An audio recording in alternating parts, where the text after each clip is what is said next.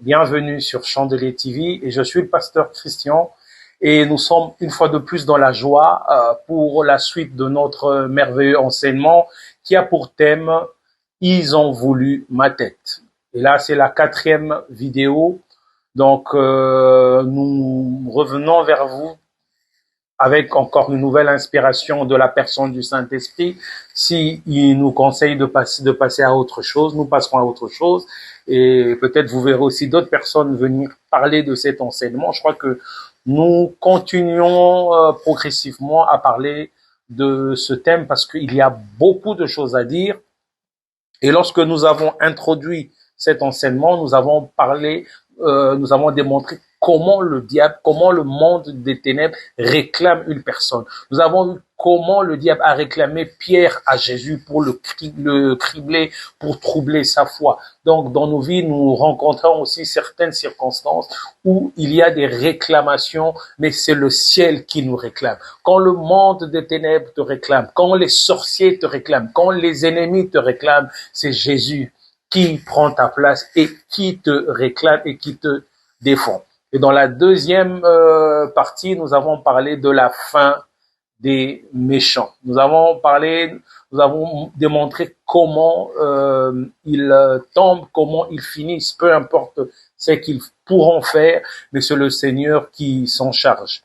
Et aujourd'hui, nous avons encore une autre dimension à parler de ce message. Et comme il est de coutume chez nous, sans plus tarder, nous sommes dans Genèse chapitre 50, verset 19 à 20. Je lis la parole du Seigneur. Joseph leur dit, soyez sans crainte, car suis-je à la place de Dieu? Vous aviez médité de me faire du mal. Dieu l'a changé en bien pour accomplir ce qui arrive aujourd'hui, pour sauver la vie à un peuple nombreux. Parole du Seigneur. Est-ce que là où tu es, est-ce que tu peux répéter avec moi, gloire au Seigneur? Nous avons lu la parole du Seigneur.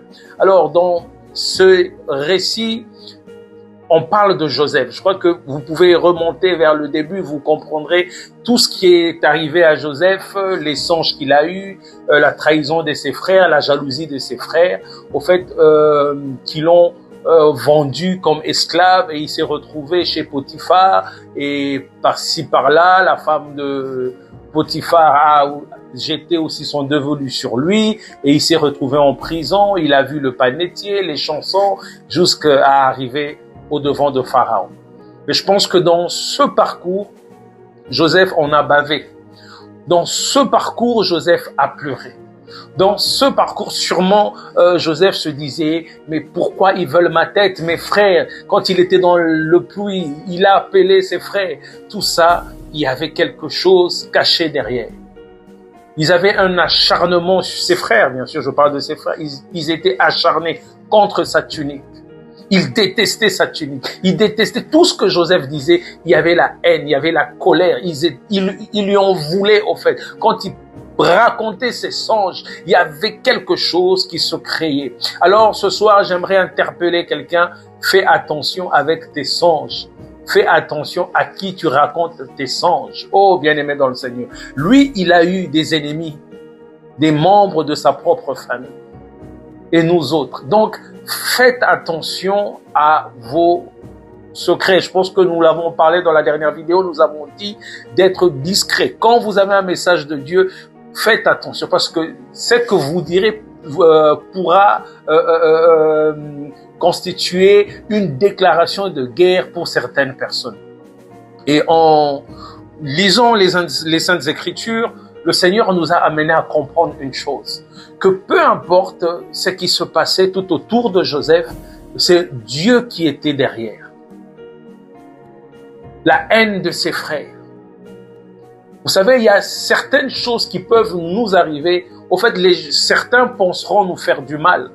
Certains penseront nous détruire. Certains penseront nous humilier. Certains croiront nous faire pleurer, mais non. Ils sont en train de contribuer au plan de l'Éternel. Dieu savait que dans les années à venir, il devait y avoir une crise alimentaire sans précédent. Mais il voulait utiliser Joseph. Mais Joseph était l'un des fils préférés de son père.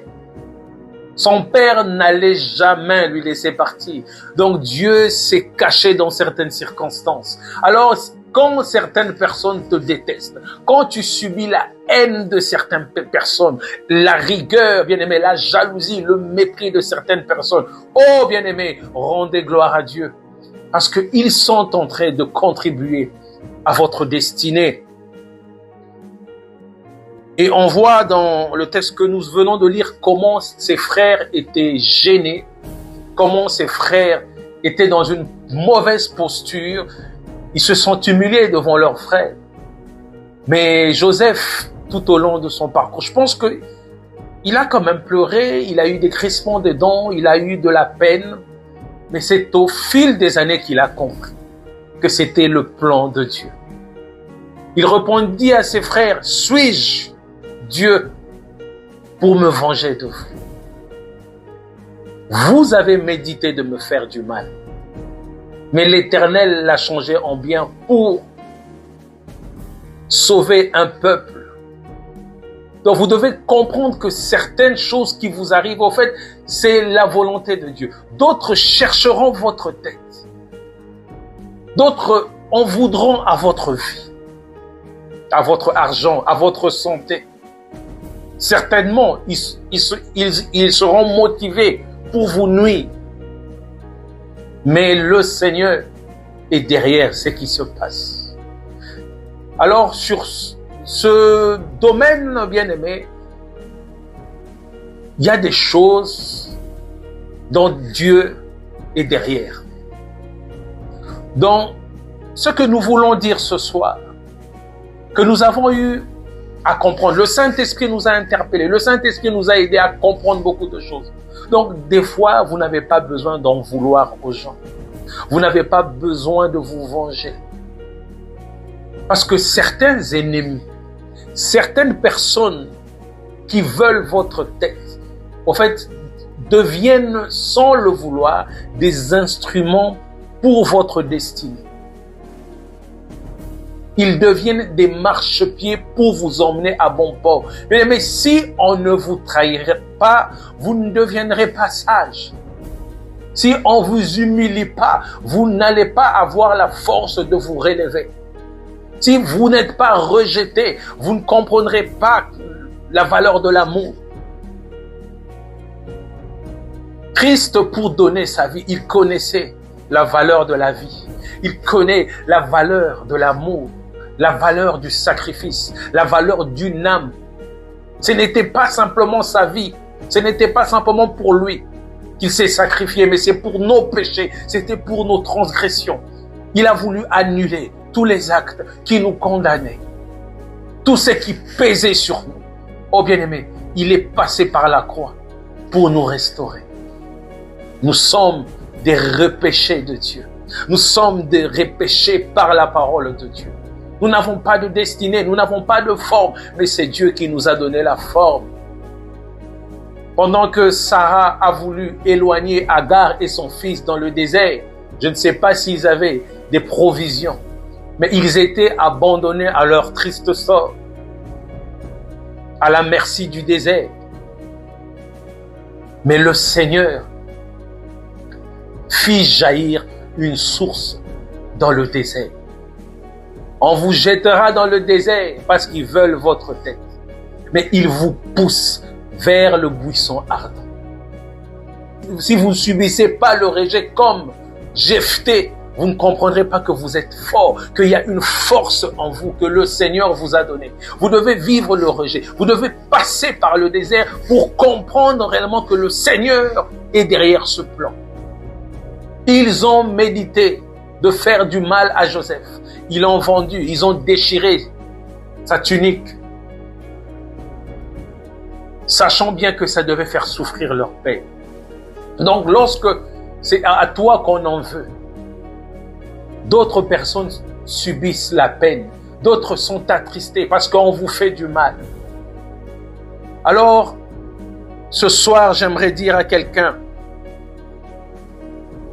Éphésiens 5, verset 20 nous dit ceci.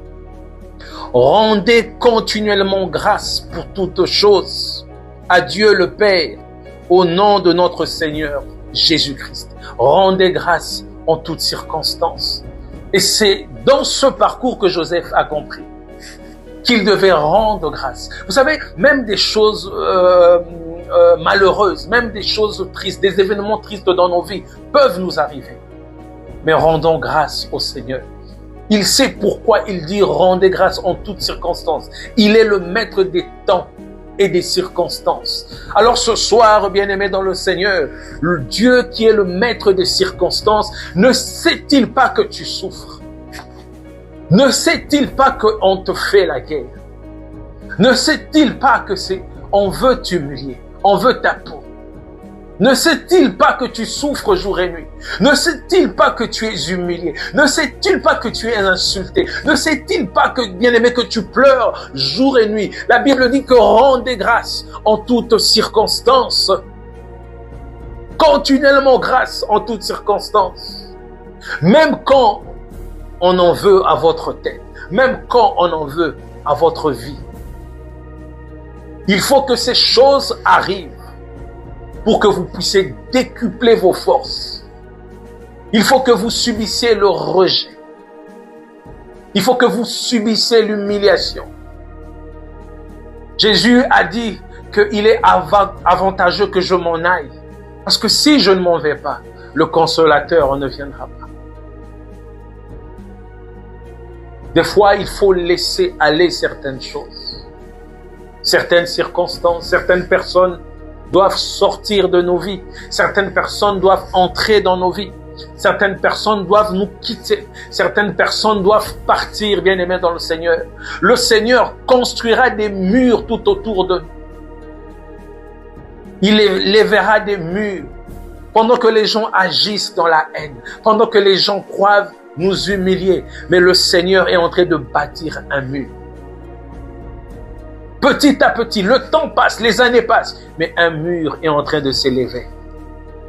Hier, ils pouvaient traverser comme ils le voulaient, ça et là, mais ne sachant pas que leur acte était en train d'élever un mur tout autour de nous. Et quand le mur fut suffisamment élevé, ils ne pouvaient plus traverser. Alors, ne considérez pas simplement ce qui se passe aujourd'hui. Il y eut un soir et il y eut un matin. La vie que nous traversons ne s'arrête pas là. La vie, les choses que nous vivons aujourd'hui ne s'arrêtent pas là.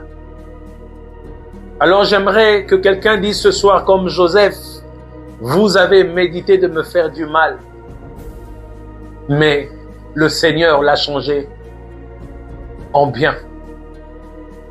Il y a des décisions que nous avons dû prendre.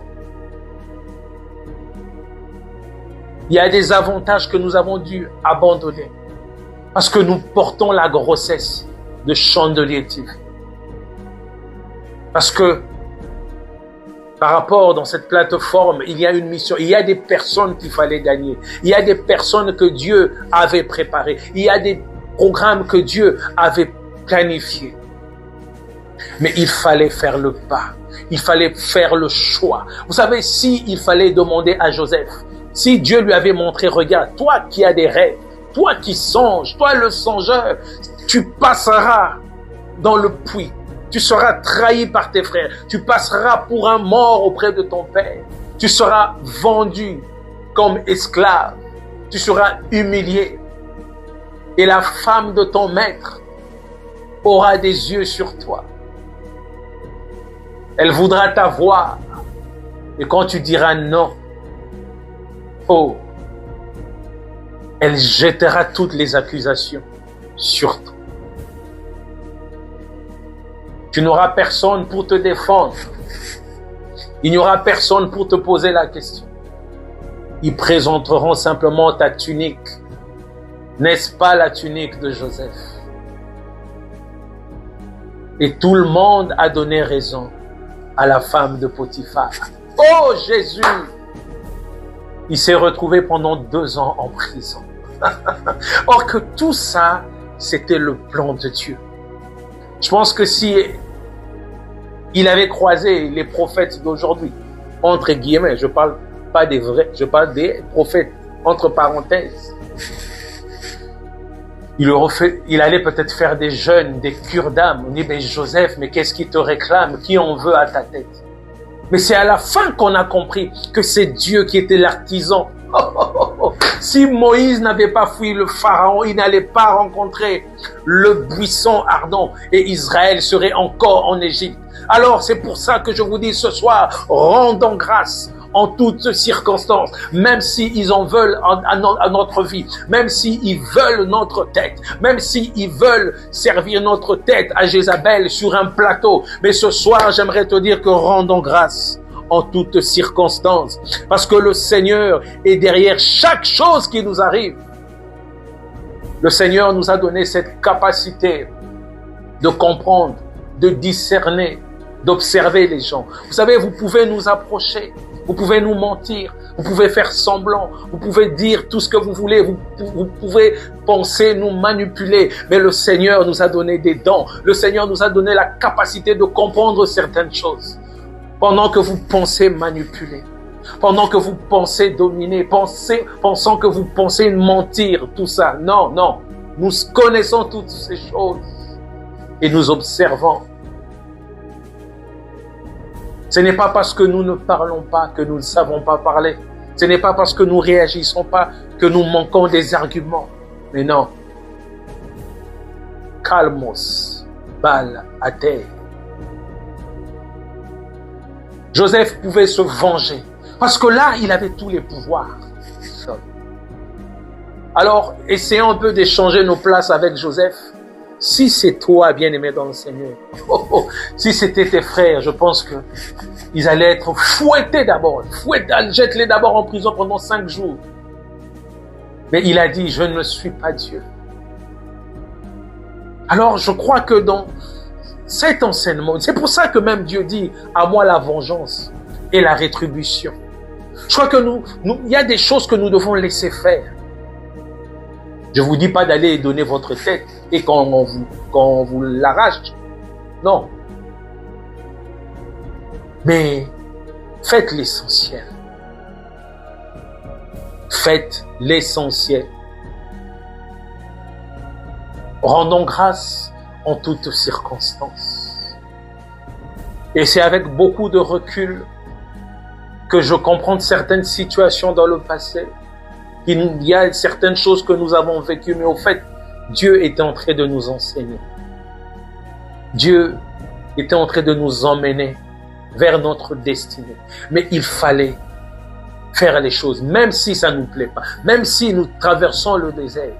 Mais dans le même désert, il y aura l'eau. Il fit jaillir de l'eau pour Agar. Et elle ne périt pas dans le désert. Alors, c'est pour ça que je vous interpelle ce soir à rendre gloire au Seigneur. Vous savez, des fois, nous vivons des choses qui nous font pleurer. Des fois, nous disons que Dieu est injuste. Mais non, Dieu n'est pas injuste. Dieu est amour. Et ce qui arrive, seul le Seigneur sait. Nous pouvons être limités par le temps. Nous n'avons pas la maîtrise du lendemain. Mais Dieu qui a la maîtrise du lendemain. C'est lui qui est le maître de l'histoire. C'est lui qui écrit l'histoire. Et il connaît le scénario. Il sait, il connaît les acteurs. Il connaît les pions qu'il mettra au devant de vous pour vous propulser de gré ou de force. Alors, certaines personnes, au temps voulu, comprendront et regretteront des actes qu'ils ont posés parce qu'ils n'ont pas pu rendre grâce au Seigneur. Ils ont voulu se venger par eux-mêmes. Ils ont voulu réagir par eux-mêmes. Ils ont voulu se faire justice. Mais ce soir, rendons grâce à Dieu. Ils ont voulu ma tête, mais je rends grâce à Dieu. Ils ont voulu, ils ont prémédité de me faire du mal, mais le Seigneur l'a changé en bien. Voilà la prière. Voilà ce que tu pourras dire aux gens qui t'ont insulté, aux gens qui t'ont humilié, aux gens qui t'ont rejeté, aux gens qui t'ont fait mal, aux gens qui t'ont fait pleurer. Parce que s'ils ne t'avaient pas fait pleurer, tu n'allais pas devenir l'homme ou la femme de prière que tu es. Si tu n'avais pas été humilié, tu n'aurais pas compris le prix de l'humiliation, le prix de l'honneur, le prix de la réputation. Oh Jésus, que le Seigneur soit loué. Ce soir, nous allons nous limiter par là, mais laissez que je prie pour vous, vous qui êtes connectés, qui avez cru au message que Dieu, à cette vision, à cette plateforme, le chandelier. Que Dieu soit loué. Je veux prier. Seigneur Jésus, nous te rendons grâce, car il est écrit dans ta parole, rendez grâce continuellement en toutes circonstances. Ce soir, par ce message, nous venons rendre grâce, Seigneur. Nous venons te rendre grâce pour nos pleurs, pour nos grincements de dents, pour le passage dans le désert. Nous venons te rendre grâce parce que certains ont médité de nous faire du mal et tu l'as changé en bien. Laisse qu'une personne soit reconnaissante encore. Laisse que mes bien-aimés ce soir, Père, lèvent leurs mains et déclarent que nous rendons grâce à Dieu pour ce qu'il a fait dans nos vies. Bénis nos bien-aimés, console ceux qui pleurent, donne la force à ceux qui sont tombés, donne la force, donne la persévérance, Seigneur, à une personne qui en a besoin. Il y a une personne qui a soif, étanche sa soif, même dans le désert. Tu es capable, Seigneur, de faire jaillir une source d'eau pure et limpide. Voilà pourquoi ce soir, nous t'exaltons, nous te rendons grâce pour tout. Je te rends grâce pour Chandelier TV.